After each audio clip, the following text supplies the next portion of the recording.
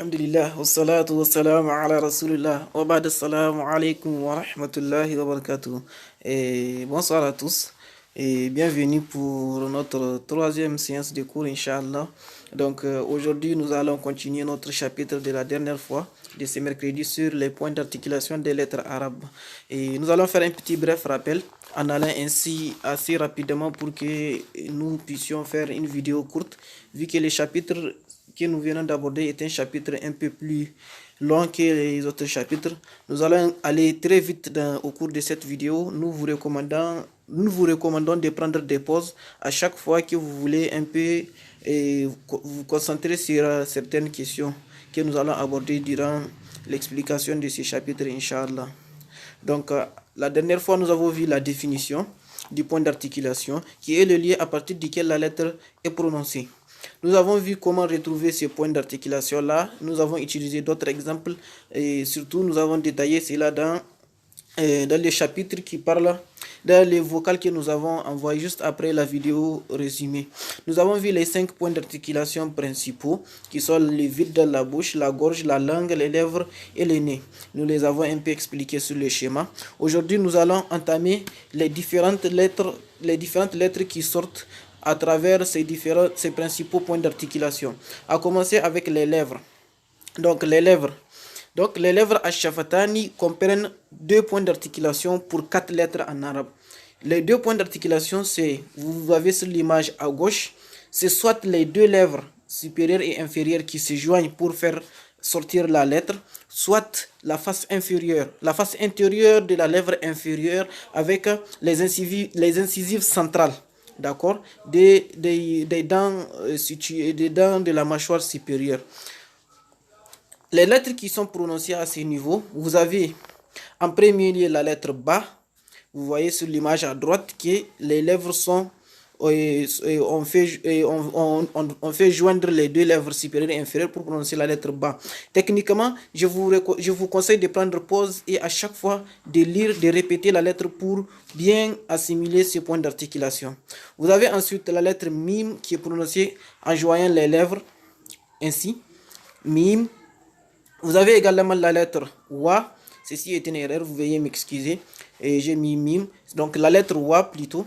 C'est la même chose, seulement qu'avec la lettre Wa, les 2 lèvres ne se touchent pas. C'est très important cela. Et regardez bien sur le schéma à droite, en dessous. Vous allez voir, quand on regarde, vu que nos schémas sont des schémas en vue de profil, si on regarde en vue de face, la bouche prend un aspect arrondi. D'où je vais profiter de cela pour vous faire cette exhortation. Pour apprendre le tajwid, il est très important d'apprendre chez quelqu'un qui connaît en quelque sorte, qui maîtrise le tajwid, puisque vous voyez la prononciation de la lettre Wa, pour être sûr qu'elle est bien prononcée, la personne doit être présente. Donc si vous êtes devant moi, je peux bien observer que vous prononcez comme il se doit la lettre Wa, puisque la bouche prend cet aspect-là arrondi lors de la prononciation de la lettre Wa, quand on regarde de face, d'accord. Ensuite, nous avons la dernière lettre qui sort à ce niveau. C'est la lettre Fa. Donc la lettre Fa, elle se prononce en joignant la face inférieure. Nous avons vu la face intérieure de la lèvre inférieure avec les incisives centrales de la mâchoire supérieure. Donc Fa, Fa, Fa. Quand elle n'est pas prononcée comme il se doit avec son vrai point de sortie, elle donne Pa. Quand on la prononce avec les 2 lèvres, au lieu de dire Fa, ça donne Pa. Oui, et là, on peut faire allure à nos frères qui disent capéport. Voilà. Et le second point principal, c'est la langue.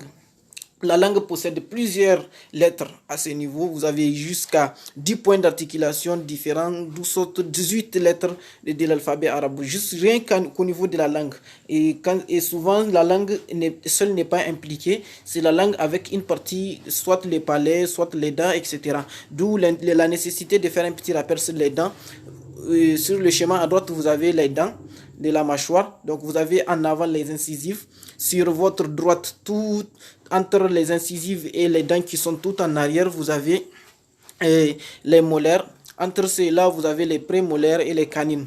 C'est ce schéma-là, c'est une vue de la mâchoire supérieure, d'accord. Donc, ces notions sont un peu importantes, sont très importantes pour un peu comprendre à quel niveau il faut joindre la langue et quelle est la partie qu'il faut joindre avec la langue pour prononcer telle ou telle lettre. Nous allons commencer avec l'élévation de la langue vers la partie molle du palais, tout en arrière. Vous avez la lettre qu'on appelle Qaf. Qaf. Si le schéma, techniquement, ça donne ça en vue de profil. Donc, Qaf. Qaf, la partie arrière de la langue s'élève pour toucher le palais. Donc, cela permet de prononcer la lettre Qaf. Juste en devant, un peu légèrement en devant, vous avez la lettre Kaf. Kaf. Donc, vous avez Qaf, vous avez Kaf. Juste un peu au-dessus de la lettre Qaf, vous avez la lettre Kaf. Le milieu de la langue le milieu de la langue s'appuyant sur le milieu du palais fait ressortir la lettre Jim. Jim. Et j'ai mis ici les D de Jim en blanc pour vous notifier cela. Donc en arabe, il n'y a pas de J comme en français. On ne dit pas Jamila. En arabe, c'est Ja, Jim. Ce n'est pas Ja. Donc il ne faut pas faire l'allusion, il ne faut pas faire la confusion de prononcer Jim comme un J en français. Vous avez également le milieu de la langue s'appuyant sur le milieu du palais. Vous avez toujours la lettre Shin. Et sauf que cette fois-ci, il y a un espace qui permet l'écoulement de l'air entre le palais et le milieu de la langue. Vous avez ensuite la lettre Ya qui se prononce par les mêmes points de sortie. Enfin, nous allons entamer une autre partie de la langue. L'un des deux côtés de la langue, ou les deux en même temps, s'appuyant sur les molaires supérieures, avec l'extrémité de la langue s'appuyant sur la partie avant du palais. Ici, nous allons voir la lettre la lettre la plus... bon, la lettre qui est très particulière, une lettre très particulière en tout cas de l'alphabet arabe. D'ailleurs, certains appellent la langue arabe la lettre du Dod, parce que c'est la lettre qui est unique en son genre dans cet alphabet-là. Vous ne la retrouverez pas dans les autres langues. C'est l'arabe seulement qui possède cette lettre-là. Donc, cette lettre-là se prononce comment? Il est simple, hein, sa prononciation. Seulement, ça pose des problèmes pour beaucoup de gens. Et sa prononciation se fait comment? Sur le schéma qui est au centre, qui est à gauche plutôt, les parties avec les points en bleu. Vous avez des parties en avant qui ont des carrés plutôt, c'est pas des points, c'est des petits carrés. Vous avez des carrés jaunes et des carrés bleus. Les carrés jaunes, il faut noter que ce schéma-là, c'est une vue du palais, d'accord? De la partie qui se trouve en haut dans la bouche.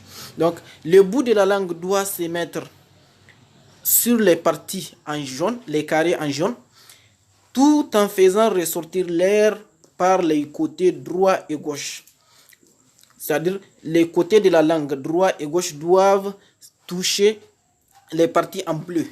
Ensuite, on doit faire ressortir l'air à travers ces deux côtés-là ou de l'un de ces deux côtés. Et ça donne un truc, ça donne comme ça. Do, do, do. Voilà, dolin. Pas voilà, doualin, comme les gens le disent souvent. Ça, c'est une erreur souvent. On ne dit pas voilà, doualin. Donc, c'est do. Avec l'entraînement, vous pouvez y arriver. Et l'un des deux bords de la langue, un autre point de sortie, l'un des deux bords de la langue s'appuyant sur le palais, vous fait sortir également la lettre lam, comme ceci. Donc, lam. Vous avez ensuite l'extrémité de la langue s'appuyant sur le palais. Cela vous fait sortir également la lettre noun, tout comme les lames. Vous avez aussi l'extrémité de la langue s'appuyant sur le palais qui vous fait sortir la lettre ro. Faites attention. Ici, sur ce schéma, je dis, c'est un ro tout à fait prononcé sans utilisation, comment on appelle, sans une caractéristique très importante de la langue arabe qui est le tafkhim. C'est-à-dire, ici, quand vous prononcez ro, dans certaines conditions, vous devrez la lire de manière emphatique, c'est-à-dire qu'on l'agrandit. Au lieu de dire ra, on dit ro. Et pour cela, j'ai mis une flèche en bleu à droite pour vous. On doit élever la partie arrière de la langue. Comme ça. Voilà. Vous voyez, comme ça. Donc, ça vous permet de prononcer bien comme il se doit la lettre ro quand elle est tafkhim, c'est-à-dire quand elle est liée avec emphase. Et ça donne ça. Ro. Au lieu de ra. Ro.